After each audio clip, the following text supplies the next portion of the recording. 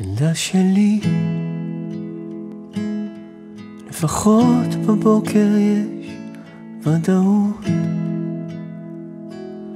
כשאני קם ומתארגן זה עוד פשוט, ואז רץ כדי שיהיה קשה לנשום מהסיבות הנכונות. ילדה שלי, כל בוקר אני מבקר אותך, את שקטה ואני מדבר איתך, את ידי הרועדת שוב מעביר על שמך, אני לא מוכן להיפרד ממך.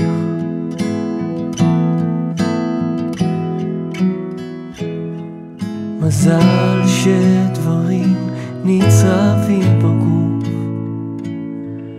שעוד אפשר להיות בזיכרון עטוף, שבתוכי אני שומע את קולך, כך שאני לוקח אותך איתי לאן שאני הולך. היית אומרת לי תמשיך כי אתה מוכרח, אבל אני רק רוצה לחבק אותך. ילדה שלי, הלילה נהפך לאויב, כמו מגבר לכל הכאב, הגוף שוב ממיר אובדן לדמעות. תגידי לי מה לעשות, הכאב הוא אינסופי, אבל הרי גם את, ואיך מתמודדים עם משהו מוחלט מסביבי, הכל נדמה כל כך עיוור, ואני יודע שמעכשיו אני חי רק כשאני זוכר.